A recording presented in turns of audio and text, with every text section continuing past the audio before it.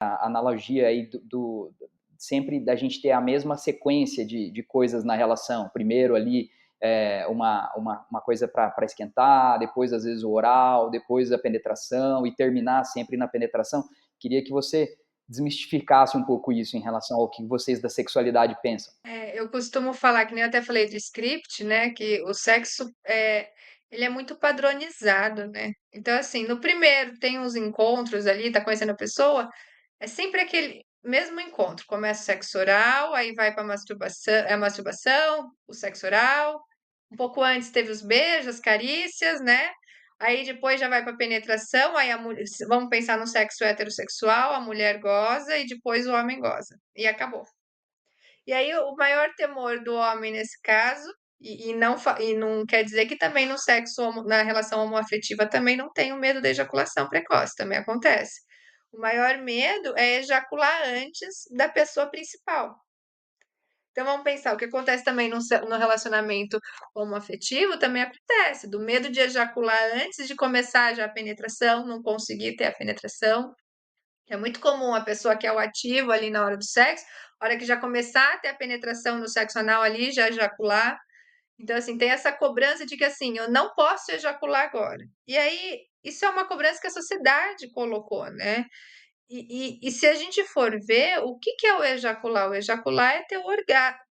Muitas das vezes, fisiologicamente, ele vai vir simultaneamente com o orgasmo, né? No homem, principalmente, vai vir junto o orgasmo. Mas pode ser que ele tenha um orgasmo seco sem ter uma ejaculação. Mas normalmente, a maioria das vezes, vai vir uma ejaculação junto com o orgasmo. E aí, o que se associa? A partir do momento que tem a ejaculação, a fisiologia do corpo, ele vai perder a ereção, então ele vai ficando flácido conforme o tempo.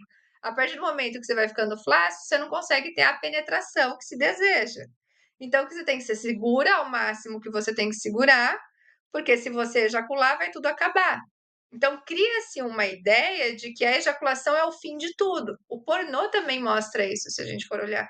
Eu falo, se a gente encontrar um filme pornô que a ejaculação acontece no meio do filme e o sexo ainda continua com o pênis flácido, meia bomba ali, e que continua o envolvimento, vão para o sexo oral. Não existe, gente. Não, não existe isso, porque a gente vai muito na questão da fisiologia e esquece o que o corpo funciona, porque às vezes você pode estar num sexo e uma coisa é você estar com uma dificuldade de controle por ansiedade, de desempenho, de falta de conhecimento do corpo e você vai acabar ejaculando rápido, então a gente tem que trabalhar as técnicas.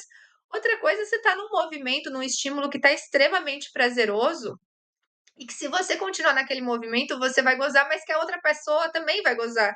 E aí vem aquela situação, não, mas se eu continuar, eu vou gozar antes, e aí eu não posso continuar, e aí fica aquela cobrança, então tem que segurar, e aí a outra pessoa também não goza.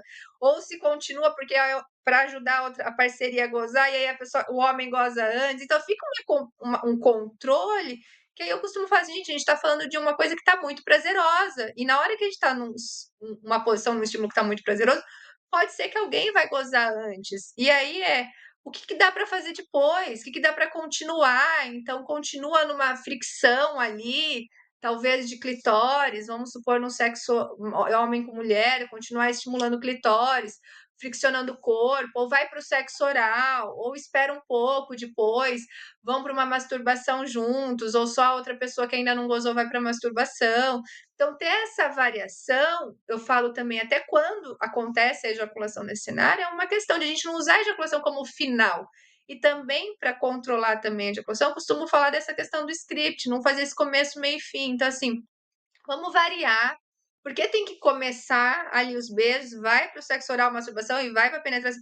Eu não posso, às vezes, estar no meio da penetração e ir para o sexo oral, e voltar para uma masturbação, até para relaxar um pouco esse corpo, para conseguir ter um tempo. Às vezes está muito mais fácil, vamos pensar no sexo com um homem e uma mulher, às vezes está mais fácil essa mulher tá ali numa penetração e ir receber uma masturbação, ficando ali até com o pênis parado e receber a masturbação do clitóris, ou ir para uma própria masturbação sem ter a penetração, que talvez até facilite muito mais o orgasmo dessa mulher, que ela já está até excitada, e depois volta, talvez, para penetração. Então, assim, porque tem que ter essa regra.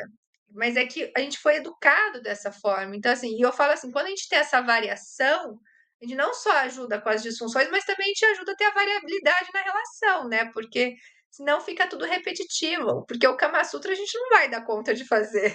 Querendo ou não, tem dor, o corpo é impossível fazer. Então não é mudar de posições que vai ser a solução para ter a variabilidade no sexo, mas é ter a criatividade